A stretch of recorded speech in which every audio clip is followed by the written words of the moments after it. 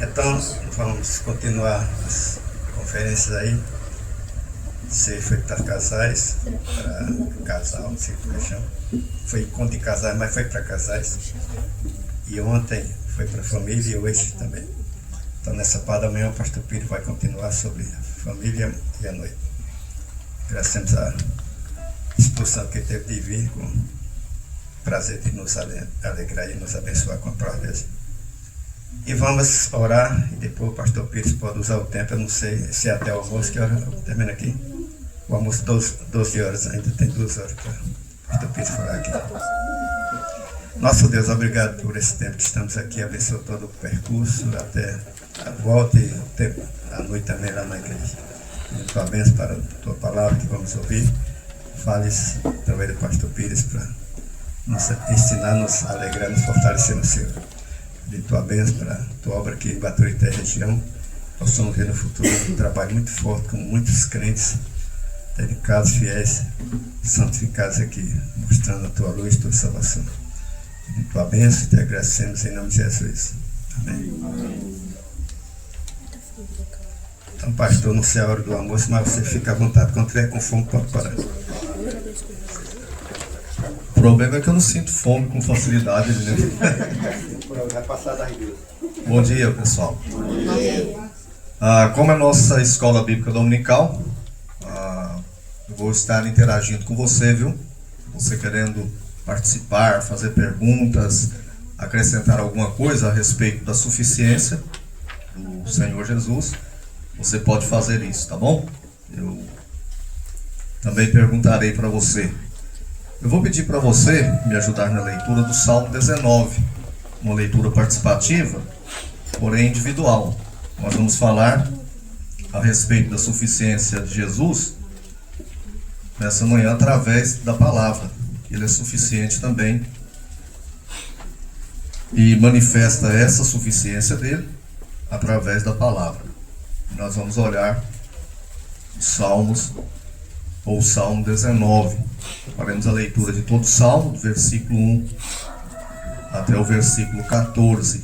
Eu peço que você me ajude na leitura participativa, porém individual. Eu vou ler o primeiro versículo, aí o irmão ou a irmã que desejar pode me auxiliar na leitura dos Salmos. Então, Salmos 19, versículo 1 ao 14, todo o Salmo. Os céus proclamam a glória de Deus e o firmamento anuncia as obras das suas mãos. Um dia discursa outro dia, e uma noite revela conhecimento ao dia-noite. Não há linguagem nem há palavras, e deles não se ouve nenhum som. No entanto, o flor da terra se faz ouvir a sua voz, e as suas palavras até os confins do mundo. Aí, pois, uma tenda para o sol. O qual, como noivo que sai dos seus aposentos, se regozija como herói, que a percorrer o seu caminho.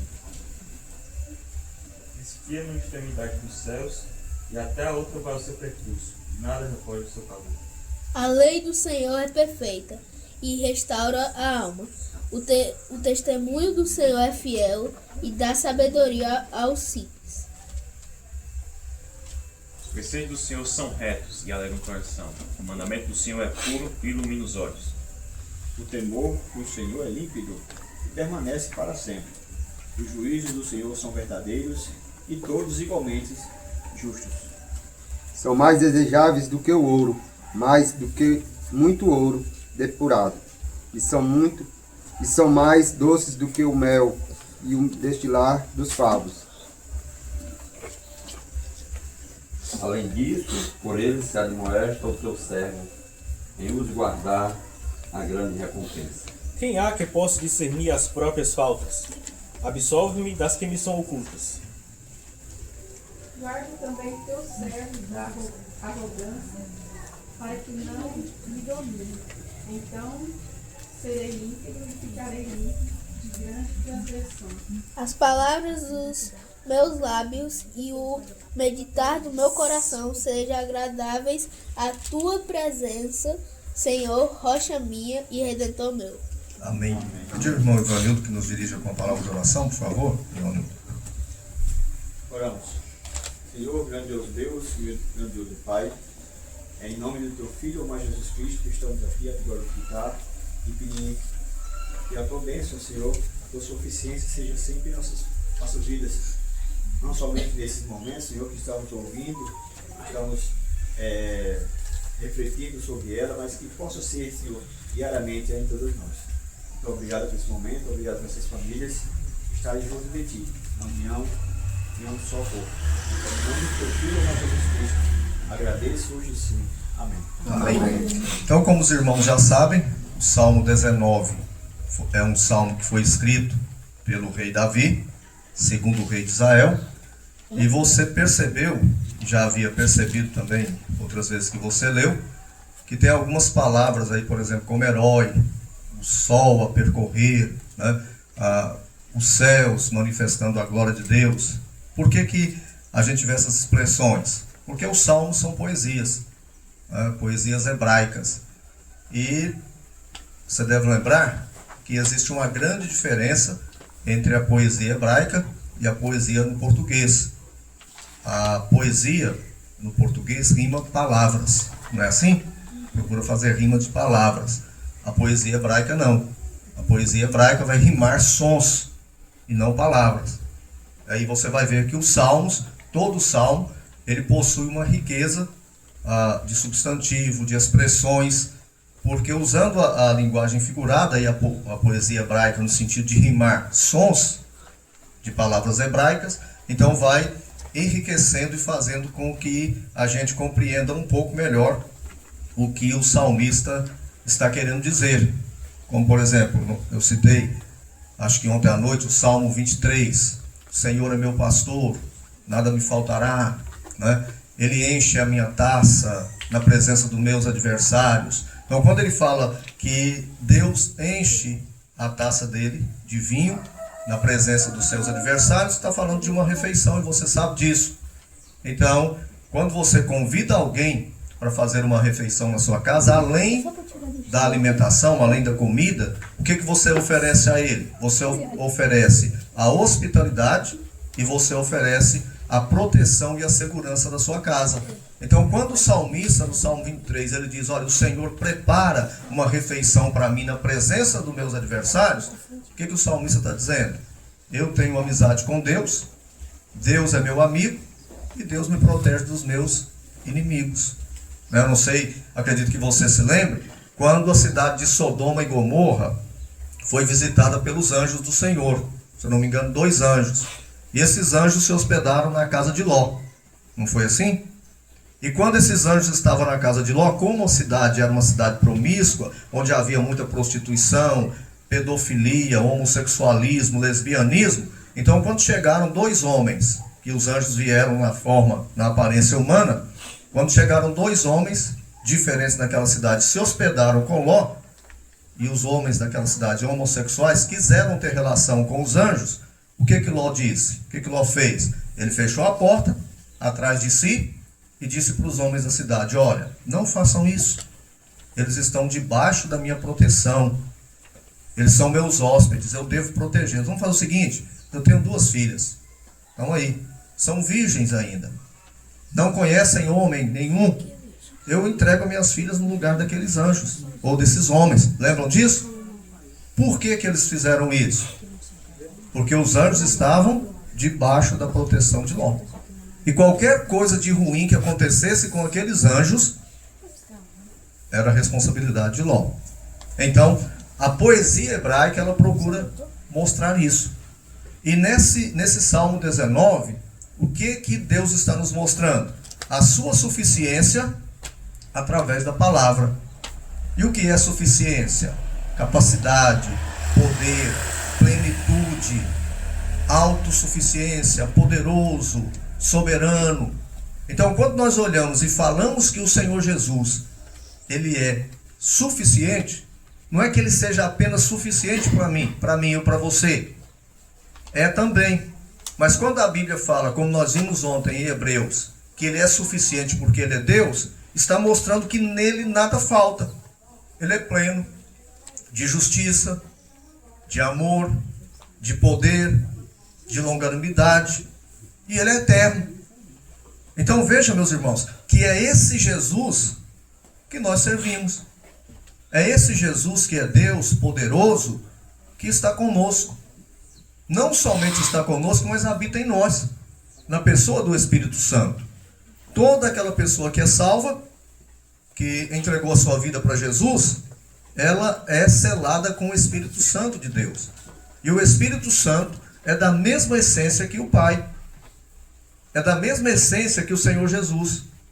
Qual a diferença do Espírito Santo com o Senhor Jesus? E eu poderia começar essa interação perguntando para você, qual a diferença? Ora, o Filho tem um corpo como o nosso e o Espírito Santo não tem. O Espírito Santo, apesar de ser uma pessoa, ele não possui corpo, assim como nós, não, como o Pai não possui corpo também.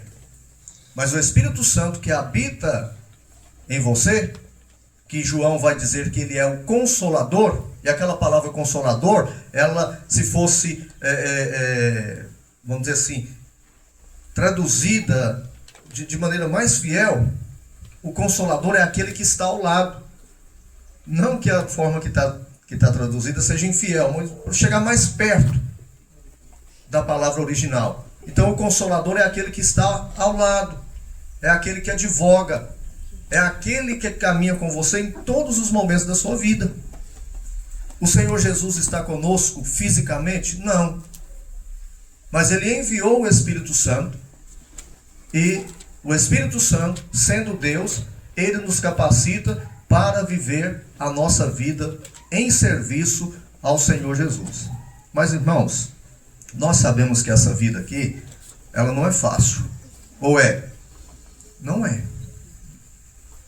Mas nós temos que lembrar também que esse Jesus suficiente, ele não nos prometeu uma vida fácil. Ou prometeu?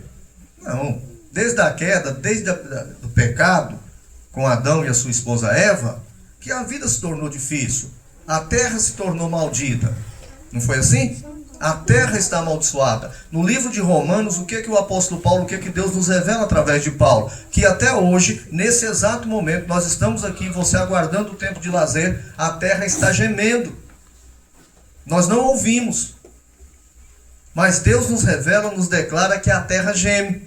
Por que a terra geme? Por causa do pecado, da violência, da corrupção, da mentira, da ausência de Deus governando plenamente esse universo. Então a vida não é fácil. A vida familiar é fácil? Não. Você que tem filho aí, eu já tenho 2 filhos casados. Hoje à noite um vai estar conosco, juntamente com a esposa. Eles moram em Horizonte, trabalham lá. Então quando eles eram crianças, eu pensava, até crescer para deixar de me dar trabalho. Estão casados. Me dão trabalho? Não.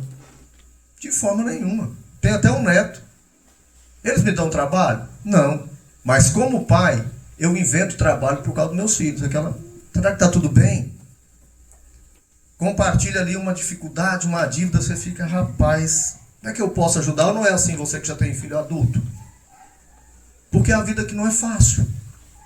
Mas a suficiência de Cristo nos torna preparados, habilitados para enfrentar com ousadia, coragem, com determinação, essas dificuldades que a gente enfrenta. Ou não é assim? E nós temos que olhar para essa suficiência. Por quê, queridos? Porque a nossa pátria não é essa. O próprio apóstolo Paulo escreveu isso. A nossa pátria está nos céus, de onde nós aguardamos o Senhor e Salvador Jesus Cristo. Está querendo vida fácil? Você não vai conseguir aqui não. Vai para a Universal. E vamos imaginar, será que lá é vida fácil? Eu tenho que dar tanto para o meu casamento ser restaurado. Mas quem vai restaurar o meu casamento? Quem vai colocar as mãos sobre a minha cabeça para que eu receba uma oração poderosa e o meu casamento vai se dar bem? Não é o bispo? E como é o casamento do bispo? Quem ora pelo bispo? É muito parecido com a Igreja Católica, né? O sujeito se recorre ao padre, que se recorre a outro, que se recorre ao Papa. E o Papa? não tem vida fácil. Não tem. Vá para onde você for. Qualquer religião, não existe vida fácil. Vamos pensar aqui no espírita, e depois a gente volta para o salmo. Pessoa que é espírita. Você chega para o sujeito e diz assim: ei, quem é você? Se ele é um fiel praticante do espiritismo, o que ele vai dizer? Eu não sei. Porque eu não sei quem eu fui na encarnação passada. Nessa encarnação eu não sei quem encarnou. E eu estou vivendo aí o karma de quem? E lá no futuro, quem é você? Tem vida fácil? O cara nem sabe quem é ele. Porque ele é uma reencarnação de alguém que já viveu e que teve que se reencarnar para pagar os seus pecados. E ele vai morrer, vai reencarnar de novo. Mas você vai reencarnar em quem? Não sei. Então quem é você? Não sei. Mas, queridos, nós sabemos quem nós somos. Nós somos a imagem e semelhança de Deus. Servimos ao Cristo suficiente. Somos habitados por esse Cristo. E nós temos as diretrizes para viver uma vida boa, apesar das dificuldades. E aí nós vamos então para os Salmos. Como que nós entendemos essa suficiência de Cristo, irmãos? Através da palavra. No versículos de 1 a 4, que nós não vamos ler, os Salmos vai nos mostrar que existe uma revelação geral de Deus. E aí eu pergunto para você, de que forma Deus se revela à humanidade? Aí eu estou perguntando para você me responder. Você levantar a mão e falar: olha, Deus se revela dessa maneira. Como é que Deus tem se revelado desde o Jardim do Éden a nós, à humanidade? Quem gostaria de compartilhar aqui a resposta? Pela criação. Oi? Pela criação. Pela criação, isso chama-se revelação geral. A revelação geral de Deus que o irmão apontou aí, ela acontece de que maneira? Através de tudo que Deus criou e através da história. Essa é a revelação que o salmista está apresentando para nós como suficiente. Veja aí o versículo 1 novamente. Os céus proclamam a glória de Deus e o firmamento anunciam as obras das suas mãos. No 2, veja a poesia. Um dia discursa a outro dia, um dia fala do Criador. O domingo vai falar para a segunda-feira desse Criador. A segunda-feira vai falar para a terça, que vai falar para a quarta-feira e assim sucessivamente. Então, o salmista está falando dessa revelação geral. E o que é, queridos irmãos, que essa revelação geral, ela proclama, o que ela anuncia, o que ela deixa à mostra, o que ela deixa de maneira visível aos nossos olhos? Que existe um Deus maravilhoso, criador, sustentador de todas as coisas, que é digno de ser adorado. Então o salmista está falando disso, quando ele diz: olha, os céus anunciam as obras de Deus, anunciam a existência de Deus. E por essa razão, por conta da suficiência desse Deus, ele é digno da nossa adoração e da nossa obediência e também do nosso louvor. Mesmo que você não soubesse ler, Deus está se revelando a você através dessa revelação geral, que é a criação que ele colocou diante de nós. E o Salmo vai dizer, nesses versículos iniciais, que esse Deus, como Criador, é digno da nossa confiança. Por quê que ele é digno da nossa confiança? Ora, porque o universo, meus irmãos, sei que vocês sabem disso até melhor do que eu, o universo ele é muito complexo, ou não é? Olha o Sol, lá no espaço. Não é complexo? Quando você começa a estudar essas coisas, envolvendo as leis naturais, você fica admirado, que é incrível. A Lua, que não tem luz própria, refletindo a luz solar. E quando esse Sol aqui, o salmista está dizendo, quando ele vai percorrer a terra, que nós estamos aqui vivendo a noite, é porque em outro lugar do mundo precisa viver o dia. Enquanto nós estamos aqui sem ver esse céu, esse sol, lá no Japão eles estão vendo esse sol. Por isso esse Deus que se revela na criação, como o irmão falou, como é o nome do irmão? Renan. Renan. Que o Renan falou, é Renan, né? Que o Renan falou, tem um sujeito lá nas Alagoas que não é um bom Renan não, viu? Sabe quem é? É o Renan Calheiros, né? Lá em Alagoas, o senador, ó. Fique longe dele, viu? Né? Mas voltando aqui, o Renan falou da criação. Deus se revela através dessa criação. O sol. Você olha para o sol e pensa, Deus é digno da minha confiança. Veja bem, meus irmãos. A Terra não está girando? Não é? É a rotação e translação. Não é assim, vocês que estão estudando? Não é assim? Eu estou errado. Se a Terra aumentar a sua velocidade, o que acontece conosco? Vamos morrer. Vai entrar numa desordem, furacão, ventania forte, vai arrancar tudo. Mas se ela diminuir a sua velocidade, a gente morre também? Morre. Por quê? Porque nós estaremos tempo demais expostos ao calor do sol. Tudo dentro do planejado por Deus. E quando nós olhamos para o nosso planeta, as estrelas, um dia desse a gente estava estudando na nossa sala lá na igreja, nossa sala que eu digo é a sala dos jovens, né? E era o livro de Gênesis. E eu sou o professor juntamente com outro irmão lá, com o irmão Daniel. E na aula que ele estava dando, os jovens começaram a questionar alguns detalhes de Gênesis, da criação, da existência de milhões de anos-luz, né? E aí foi dito, e a gente sabe disso, né? Que essas estrelas que nós vemos já não existem mais. Elas já morreram. Já deixaram de existir.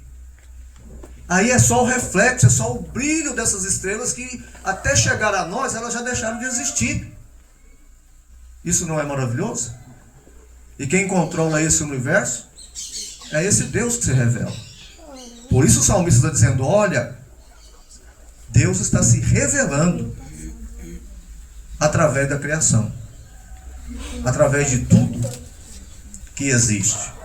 Quando você olha aí tudo que existe, todos os animais e insetos, vamos pensar assim, eu não sei, talvez você saiba, você pode levantar a mão.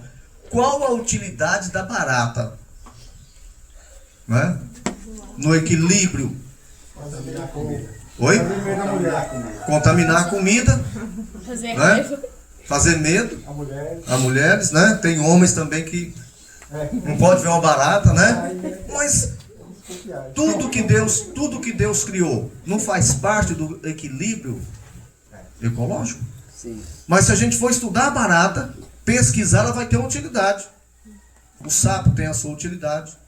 Tem. A lagartixa que fica lá na parede da sua casa, aquela branquinha.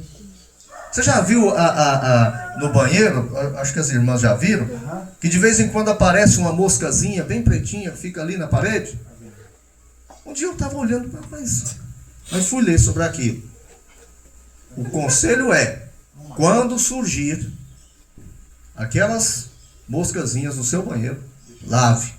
Por quê? Porque está cheio de bactérias, aquelas coisas, as peles que vão soltando do seu corpo, o calor, vai se juntando no banheiro.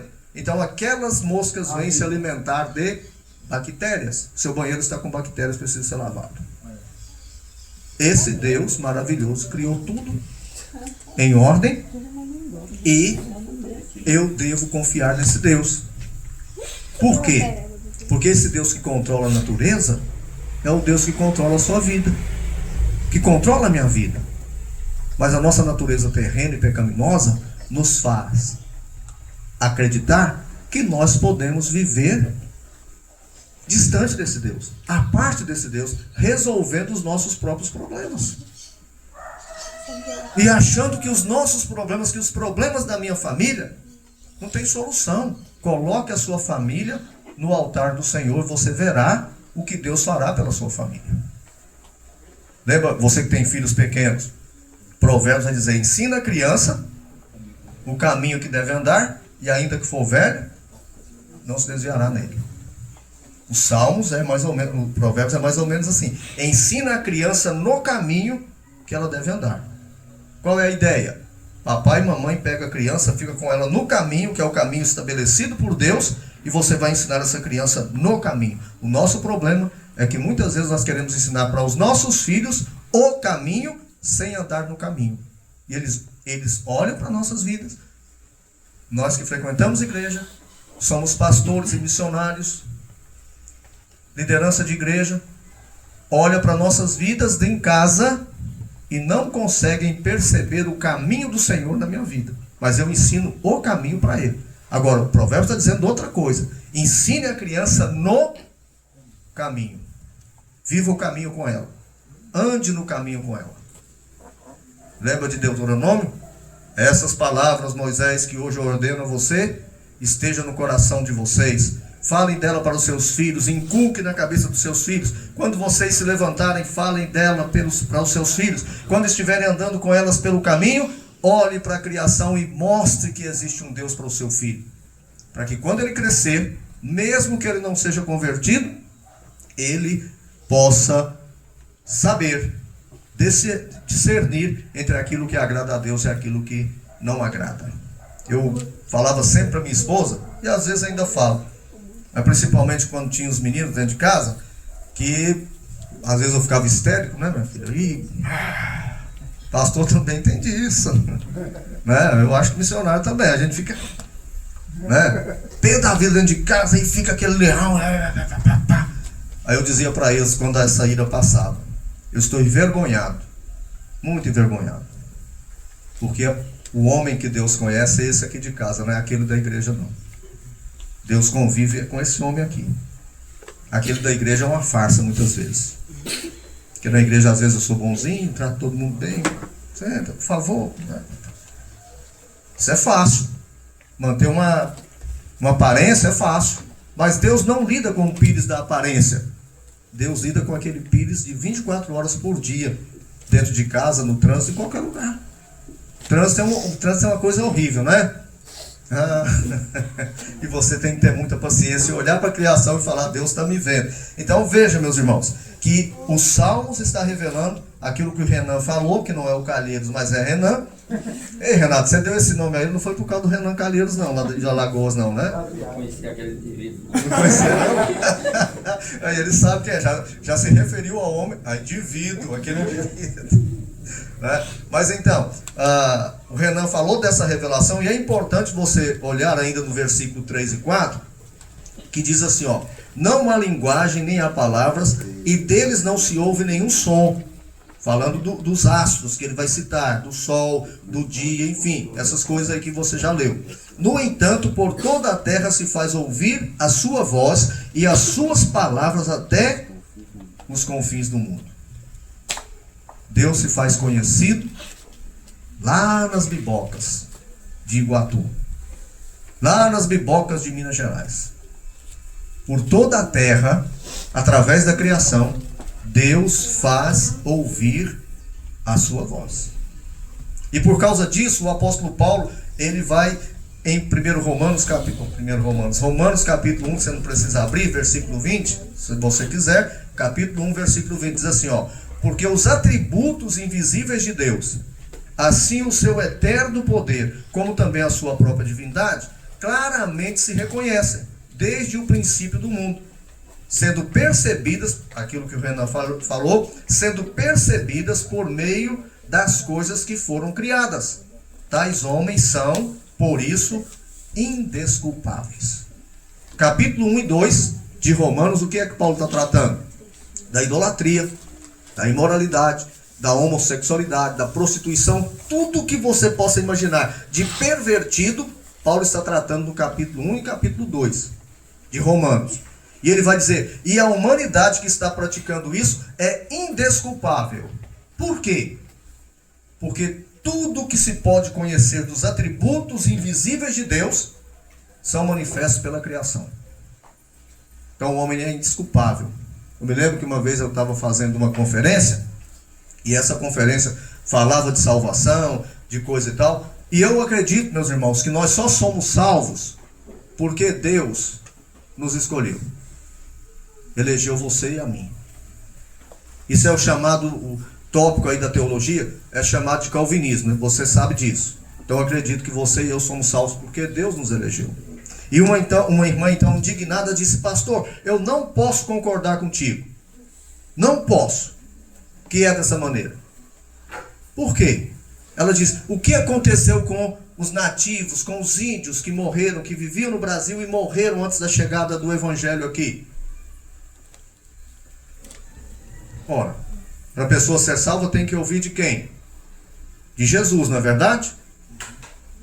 Essas pessoas que morreram antes da chegada do Evangelho aqui nunca ouviram de Jesus. Morreram. Segundo a Bíblia, estão aonde? No inferno. Mas isso é, pastor, isso é justo? Isso é injusto, pastor? Disse, irmã, discuta com Deus. Ora, eu tenho culpa? Agora, deixa eu dizer para vocês essa questão da revelação geral. Existiu no Canadá, fica para cima dos Estados Unidos, uma tribo, e desculpe a redundância, uma tribo indígena. E naquela tribo havia um jovem que havia aprendido a escrever. E todas as noites, ou todos os momentos que a tribo estava no seu culto religioso, na sua prática religiosa, vamos dizer assim, aquele jovem sentava-se à beira de um riacho, contemplava o riacho, contemplava as estrelas, enfim, contemplava a criação. E dizia assim, pensava assim, deve ter um Deus diferente desse Deus que a gente adora, que criou tudo isso porque ele achava fantástico. Ele sabia escrever. Numa bela noite, meus irmãos, ele pegou papel e caneta.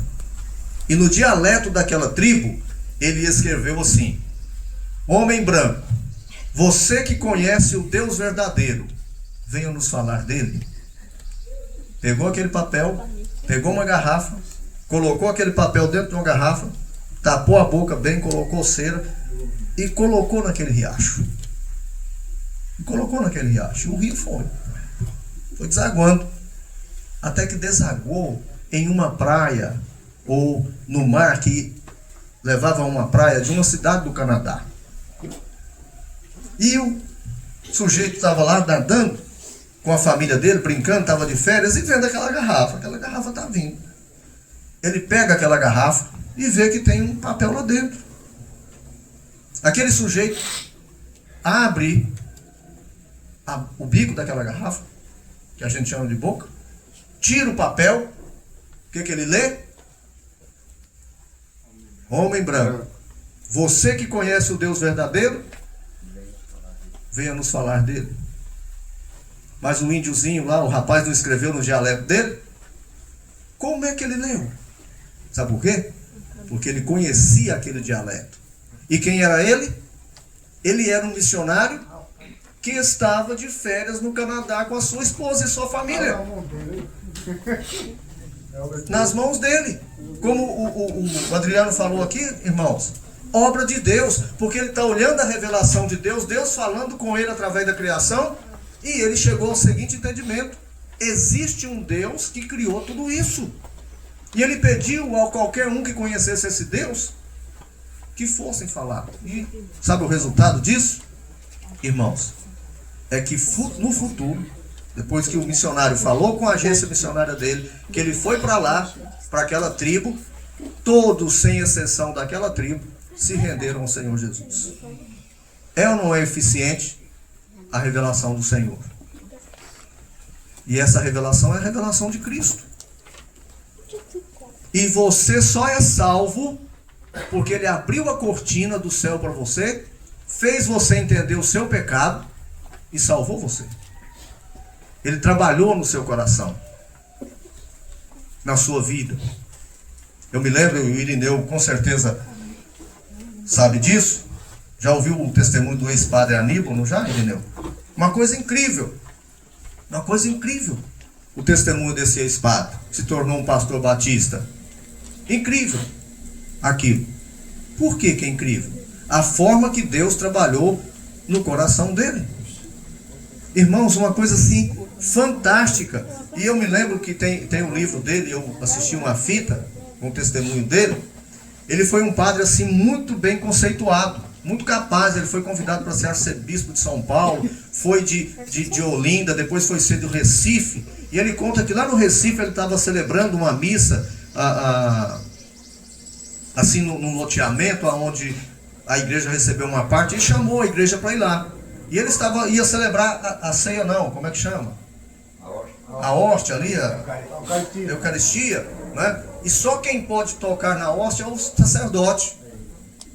E ele estava lá e tudo aqui, a hóstia ali, de repente deu um vento e jogou uma hóstia lá. E ele procurava aquela hóstia, só ele podia pegar e tudo mais, foi procurando e não achou e voltou para o lugar dele. Aí diz que de repente veio um bêbado abrindo o caminho, com a hóstia na mão, bateu na mesa dele assim, pá! Padre, eu encontrei a danada. E a hóstia para eles é o quê? Sagrada porque representa o quê? O corpo de Cristo. Ele olhou para aquele bêbado segurando aquela hóstia. Ele está segurando o meu Jesus. E aí ele, rapaz, alguma coisa errada. Aí tinha uma pessoa, lá em Recife ainda, já próximo à morte, e ele foi fazer lá, você que foi católico há muitos anos, extrema unção, né? E foi coroinha, né? Lá em Guaçucê, né? Coroinha. Hein? Foi bem. Aí, né? Ele foi lá fazer o trabalho, né, com a pessoa. É engraçado, mas era triste. E é triste ainda. Aí no interior, né, tem aquelas portas que abrem para o quintal, que fica fechada uma parte e a outra de cima é aberta, que você conhece, né? Aí ele pegou a bendita e colocou assim, ó, em cima da janela, para fazer o serviço, o trabalho dele lá com a pessoa que estava morrendo. E aí, ela, bruf, cai. E quando ele se apercebe que caiu, que ele chega na janela, o bacurinho estava comendo. Olha como Deus vai trabalhando. Olha como Deus vai trabalhando. Ele, rapaz, é o meu Jesus. Não pode. Um porco comendo o meu Jesus. Moral da história. Ele se entregou a Jesus. Foi torturado dentro do catolicismo. Ficou aleijado de uma perna. E nas suas conferências ele mostrava a perna e dizia, olha, isso aqui são marcas de Jesus na minha vida. Eles seguraram Aníbal dentro da igreja católica, dentro da instituição, por vários anos, torturando, para que ele negasse a sua fé, a ponto dele ficar aleijado de uma perna. Mas veja como Deus foi trabalhando na vida dele. E sabe, meus irmãos, quando ele era jovem, que ele vivia na cidade dele, com a família dele, ele olhava a criação e foi para o catolicismo querendo conhecer melhor o Deus da criação.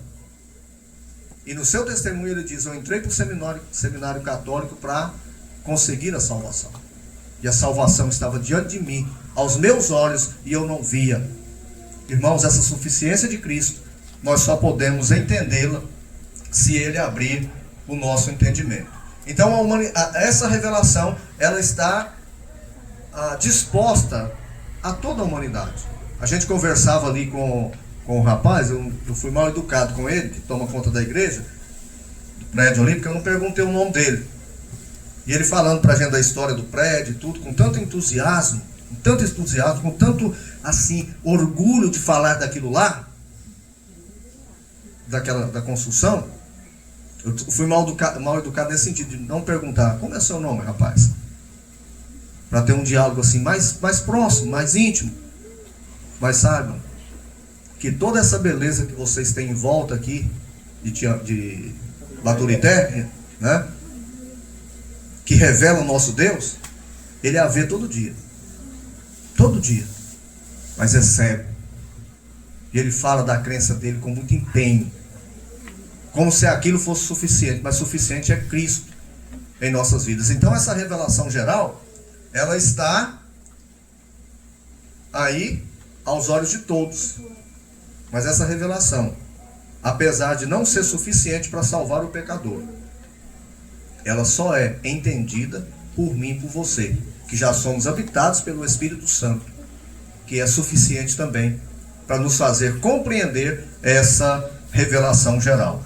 E quando nós falamos de revelação geral, que nós pensamos na criação e na história, você se lembra de qual país que Deus destruiu completamente? Sodoma e Gomorra, 2 cidades, mas de um país inteiro. Um país inteiro que Deus destruiu. Ora, criançada aí da escola dominical, um país inteiro. Que ele diz assim, ele fala assim, olha, eu te levantei para isso mesmo e vou manifestar através de você a minha glória. Que ele disse assim, olha, eu vou endurecer o coração dele e ele não vai deixar vocês saírem. O Egito. Deus destruiu completamente o Egito. E o faraó ficou com o coração duro, e os conselheiros de faraó, depois da morte dos primogênitos, chegaram para ele e disse, olha, faraó, tem mais jeito. Nós estamos destruídos. Nós estamos acabados, deixa o povo ir, não foi assim? Foi. Mas por que o faraó não entendeu? Por que o povo do Egito totalmente não entendeu? Só alguns que acompanharam os judeus. Porque essa revelação é suficiente para salvar. Não é essa a revelação geral. Essa revelação que Deus coloca nos nossos corações. Então nós temos aí, o salmista vai mostrar essa revelação geral. Mas nos versículos seguintes, do versículo 7 ao 14, eu vou já terminar, o salmista mostra que existe uma revelação especial de Deus, e bem como ele revela o poder dessa revelação. Veja o versículo 7 agora. A lei do Senhor é perfeita e restaura a alma. Então agora, veja, Renan e irmãos, que o salmista sai da revelação geral e passa a falar de qual revelação? Especial. Deus se revela de duas maneiras. A revelação geral, que é a criação que o salmista vai falar, né? E a revelação especial. Qual é a revelação especial? A palavra de Deus, a Bíblia, e a pessoa de Jesus. Mas você fala assim, mas pastor, você disse que é duas revelações através das quais Deus fala. Através da criação e através da palavra, mas ele se revela através de Jesus. Lembra do versículo que nós lemos ontem? No princípio era o verbo. Verbo é o quê? Palavra. Não tem o grupo Logos? O nome do grupo Logos é palavra. Palavra. Só que ele está pegando a palavra no original e transliterou. Fez a transliteração. Logos. Palavra. Então no versículo que nós lemos em João diz assim, ó, no princípio era a palavra, o Logos. A palavra estava com Deus e a palavra era Deus. Então Jesus é a palavra. A Bíblia é Jesus? Não, mas a Bíblia comunica dessa palavra eterna do Filho de Deus, que é o Senhor Jesus. E o salmista então agora, na segunda parte da poesia, ele passa a falar dessa palavra especial, dessa revelação especial. E em primeiro lugar, ele vai dizer, e você vai acompanhar comigo aí para eu encerrar, ele vai demonstrar o que a palavra é. Olha no versículo 7 comigo, por favor.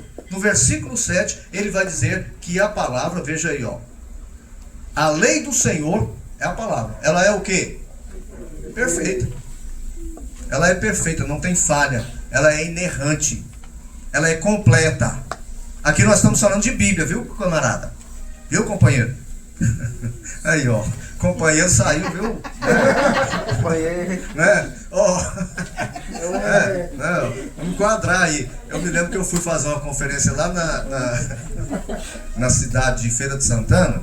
E era na Bahia. Uma cidade assim, bem do pessoal aí que foi eleito, né? Do PT.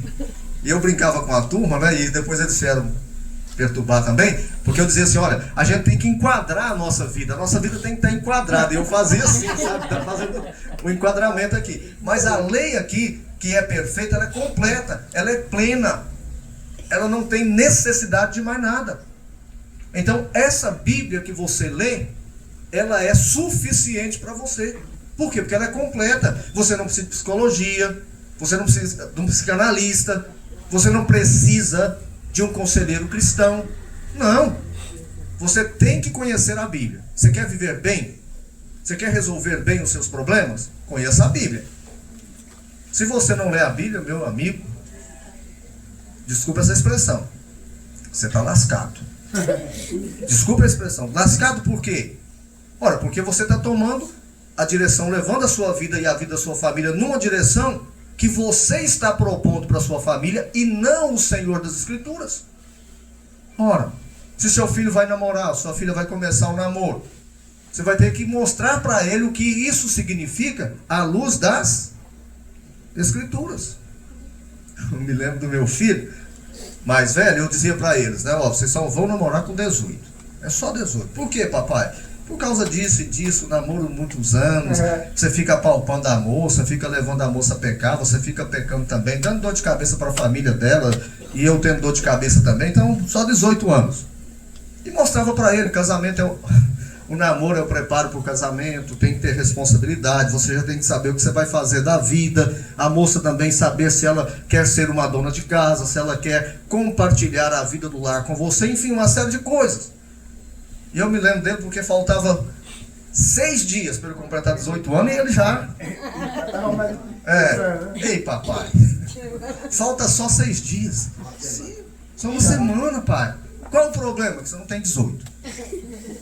Então eu tentei nessa área também inculcar aos meus filhos o que significa um relacionamento a dois. Mas eu tive que ir para a palavra. Por quê? Porque a palavra está dizendo que ela é perfeita. Ainda no versículo 7, o salmista vai dizer que a palavra é fiel. Ela é fiel, ela é fidedigna. Mas o sentido de fidelidade aqui, meus irmãos, está dizendo que a palavra é fiel a ela mesma. Porque Deus te ama. Porque Deus nos ama. Porque Deus é fiel a Ele mesmo. A palavra de Deus diz o quê? Mesmo que nós sejamos infiéis, Ele permanece fiel, porque Ele não pode negar a si mesmo. Então essa palavra é fiel a ela mesma, é fiel ao Deus da palavra, que é Jesus, e é fiel a você. Por quê? Porque Deus fez uma aliança contigo. Ou não fez? Aí no versículo 8 vai dizer que ela é reta. Reta no sentido de não ter desvio, você sabe disso, não é? Mas retidão aqui, meus irmãos, o que significa? Cortar em linha reta. A palavra de Deus, ela penetra o nosso coração e corta o nosso coração, nos dando uma diretriz reta. Uma diretriz que não vai permitir que você erre. No versículo 8 ainda vai dizer que ela é pura, não é? Ela não tem impureza, ela não tem contaminação. E no versículo 9 vai dizer que ela é límpida. Você pode até achar que são palavras sinônimas, mas não é.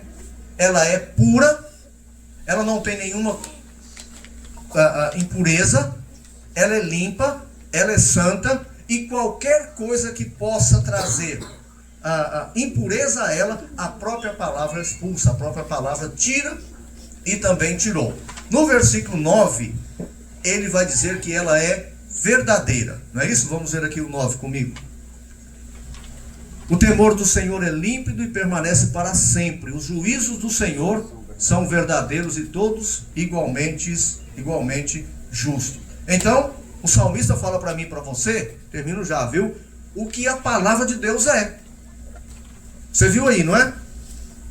Mas a intenção do salmista não é apenas mostrar o que a palavra de Deus é. Ele propõe também nos mostrar o que a palavra de Deus faz. E aí, o que a palavra de Deus faz? Não me responda. Pense com você, o que a palavra de Deus faz? Com a minha família e na minha família. No sofrimento, nas crises, nas dúvidas. O que a palavra de Deus faz? Vamos olhar, conforme o salmista. Versículo 7. A lei do Senhor é perfeita. O que ela faz? Ela é perfeita e restaura a alma. A sua alma está abatida? Você está passando pelaquela noite escura da alma, que você chora sozinho, que você acorda altas horas da noite, e mesmo na sua cama você eleva o seu coração a Deus, pensando, meu Deus, eu estou sofrendo demais, é muito problema, essa doença, essa crise, e a sua alma então está para baixo, ela precisa ser restaurada. Sabe como é que sobe? Como a sua alma será restaurada? Se você se deleitar na palavra. Se deleitar na palavra. estava em uma conversa, nada contra, e não quero entrar aqui no mérito, mas eu estava conversando com um grupo de pastores, com a nossa equipe pastoral. Eu tenho lá, a gente tem algumas congregações e nós somos em 5. Eu acho que 2 deles já vieram aqui, que é o pastor Agaci e o missionário James, faz parte da equipe pastoral. Lá, o Arnaldo também, né? O Arnaldo também faz parte da nossa equipe, ele cuida da nossa congregação em Acopiara. Nós estávamos conversando sobre o problema da ansiedade e do consultar o psicólogo ou outro profissional. Então a gente vai, meus irmãos, aconselhando, para não dar microfonia, aconselhando e chega aqui. Nós estamos aconselhando com a palavra de Deus. Não resolveu. Aí a gente aconselha procurar um profissional da área de saúde.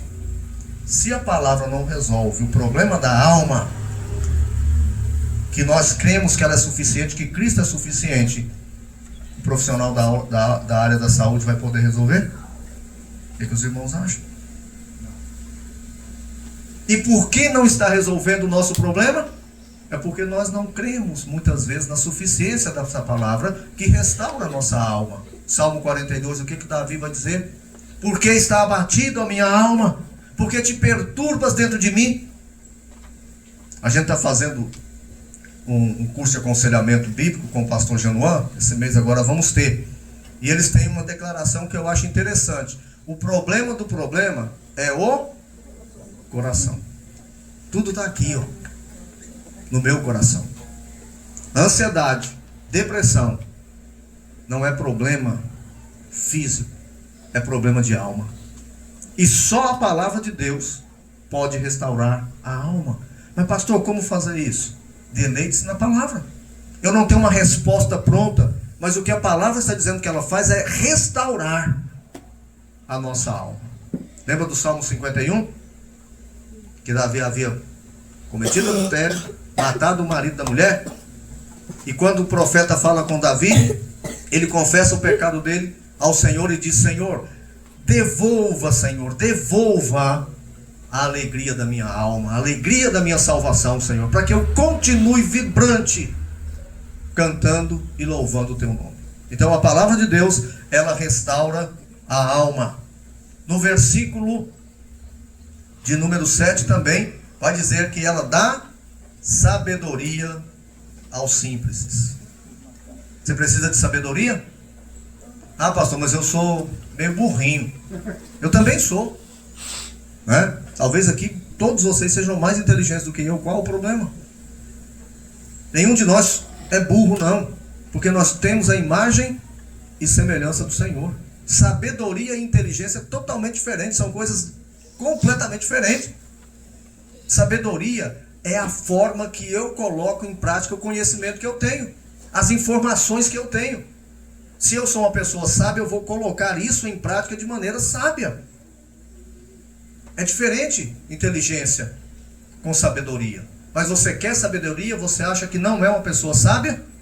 Busque sabedoria na palavra. Eu vou dizer para vocês aqui algo simples, mas interessante. Vocês conhecem a história de Salomão, conhece? Que foi o homem mais sábio que existiu. E no final da vida caiu na tolice de ser idólatra. Se tornou idólatra. Na velhice dele. Lembra do episódio das 2 mulheres que chegaram lá para falar com Salomão? Uma dizia: ah, meu filho. Porque elas haviam... Uma dormiu, rolou em cima do filho da outra, do filho dela, e morreu, né? É meu filho, Salomão. Não, Salomão, é meu filho. Ah, é meu filho. Mulher, não faça isso, o filho é meu. Não, Salomão, é meu. Salomão, imagine aí como é que estava a cabeça do Salomão, né? Diante de 2 mulheres falando, brigando por causa de uma criança morta, ou viva, né? Aí o Salomão, sabe, traga uma espada. Eu vou dividir a criança ao meio. Dou uma parte para uma parte para outra, e resolveu-se o problema. Nós que sabemos o fim da história parece simples, mas naqueles dias não. Salomão foi ousado. Imagina se as 2 ficassem caladas, o que o rei ia fazer? Puf, cortou, daí, acabou o problema, vamos embora, vamos viver a vida, né?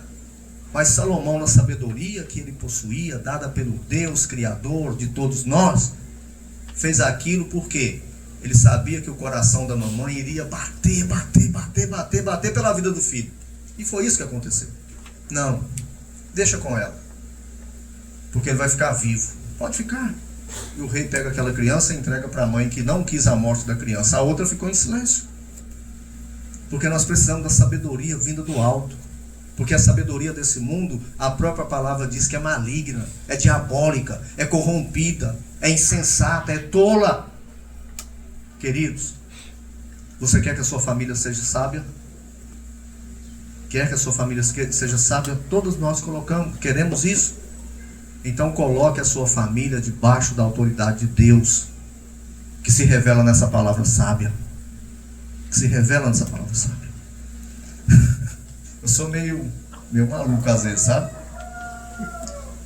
Chegou um casal lá na nossa igreja que tinha uma filha. Pensa numa menina danada. E aí, rapaz, ela tinha transtorno. Eu não dizia lá pro pessoal, ajuda o pastor, aconselhar, vai lá ajudar. Mas não estava resolvendo. E a menina era um terror. E o pai brincava, gritava com a menina, a mãe gritava, saía no meio do culto. E eles acabavam brigando os três lá dentro do banheiro e voltava pior, né? Aí um dia eu disse, eu preciso conversar com esse casal. E eles levaram a menina. Eu pensei, agora, como é que eu converso com o casal na presença da menina? Né? Aí, a gente está conversando na secretaria. Eu vou terminar, né? Falei isso 3 vezes, né? E a menina lá, vup, sem deixar eu conversar. Eu disse, olha, vocês têm que criar responsabilidade. Exerça autoridade sobre essa menina. Ah, pastor, peraí. Ei, vem aqui. O papai e a mamãe estão conversando com o pastor precisa conversar, viu? Vamos fazer o seguinte, ó. Pega aquela cadeirinha que tá ali, sente e não saia não. Sente lá e não saia. Ela ficou sentada o resto da conversa. Por quê? Porque aqueles pais não aplicavam o princípio da disciplina, de exercer autoridade sobre os filhos. E a palavra de Deus mostra que o pai e a mãe sábios exercem autoridade sobre os filhos, porque isso depende do futuro deles. Então essa sabedoria, queridos, ela vem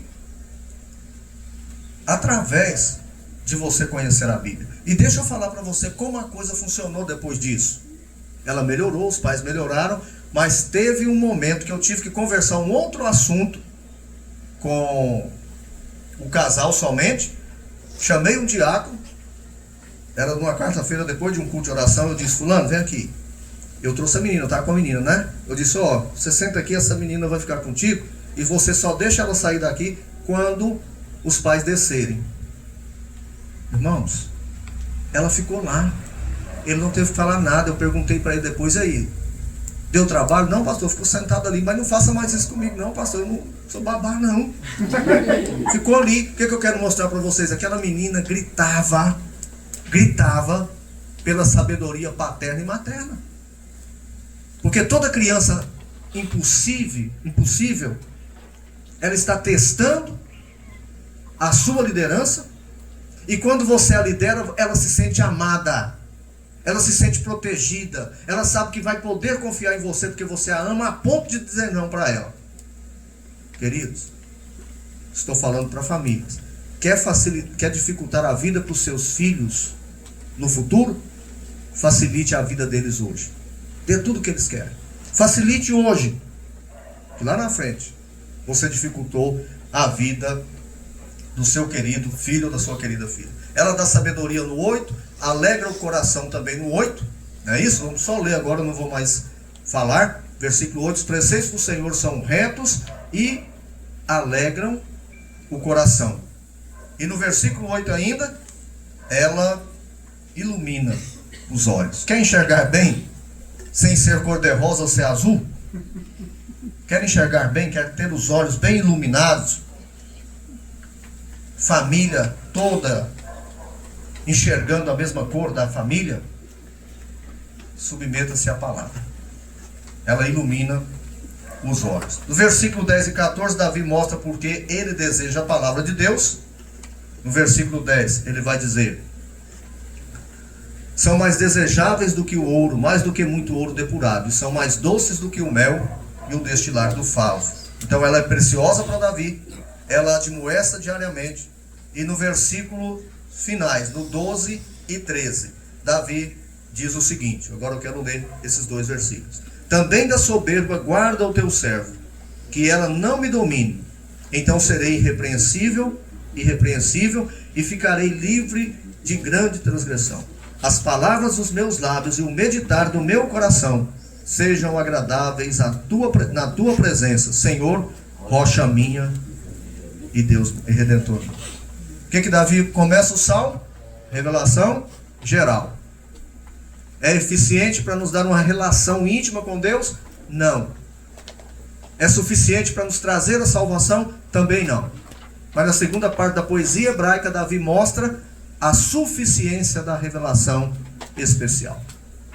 E ela diz, olha, essa revelação especial, ele diz, essa revelação especial é como ouro. Eu a desejo, porque se eu aguardo, ela me afasta da soberba, ela me afasta do pecado e me torna habilitado para te louvar melhor, Senhor Deus e Redentor meu. Irmãos, a suficiência de Cristo, ela é apresentada para nós na suficiência da palavra. Ame a palavra, guarde a palavra, pratique a palavra e a sua família será diferente. Ah, pastor, então quer dizer que a minha família será perfeita e sem problemas? Não.